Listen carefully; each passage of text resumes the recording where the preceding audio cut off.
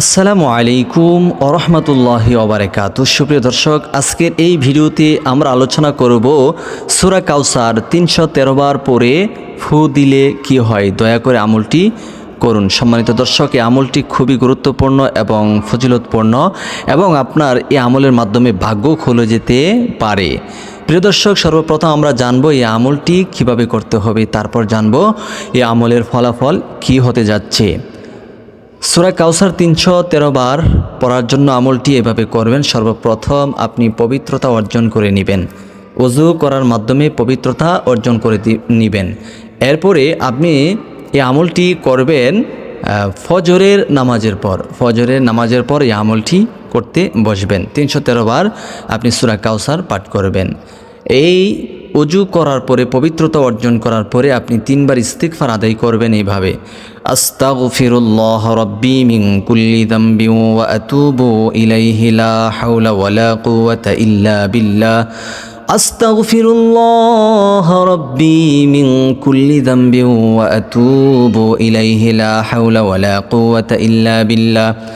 আস্তাগফিরুল্লাহ রাব্বি মিন কুল্লি যামবিন ওয়া আতুবু ইলাইহি লা হাওলা ওয়ালা কুওয়াতা ইল্লা বিল্লাহ। এরপর ৩ বার দুরূদ শরীফ পাঠ করবেন: আল্লাহুম্মা সাল্লি আলা মুহাম্মাদ ওয়া আলা আলি মুহাম্মাদ কামা সাল্লাইতা আলা ইব্রাহিম ওয়া আলা আলি ইব্রাহিম ইন্নাকা হামিদুম মাজিদ। আল্লাহুম্মা বারিক আলা মুহাম্মাদ ওয়া আলা আলি মুহাম্মাদ কামা বারাকতা আলা ইব্রাহিম ওয়া আলা আলি ইব্রাহিম ইন্নাকা হামিদুম মাজিদ। ৩ বার ইস্তিগফার এবং ৩ বার দুরূদ শরীফ পাঠ করা কমপ্লিট হয়ে গেলে আপনি সূরা কাউসার পাঠ করা শুরু করবেন। আউযু বিল্লাহি মিনাশ শাইতানির রাজিম।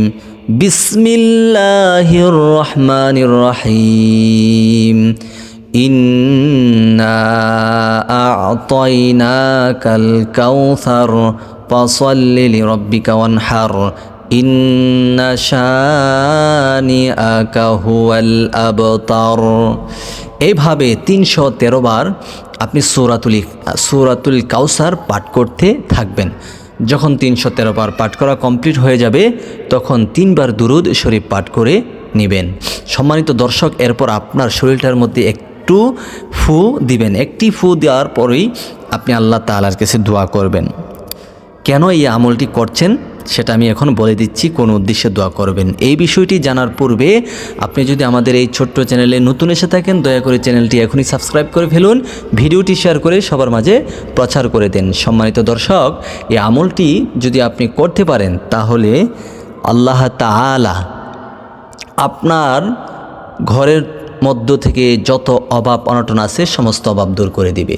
আপনাকে ধনভাণ্ডারের মালিক বানিয়ে দিবেন, টাকা পয়সার অর্থকরীর ব্যবস্থা করে দিবেন। কোনো সময় আপনার টাকা পয়সার অভাব থাকবে না, ধন দৌলতের অভাব থাকবে না। যখনই যা প্রয়োজন আল্লাহ তাআলার কাছে আপনি আমলটি করে যদি দোয়া করতে পারেন, আল্লাহ তাআলা সব কিছু পূর্ণ করে দিবে ইনশাআল্লাহ।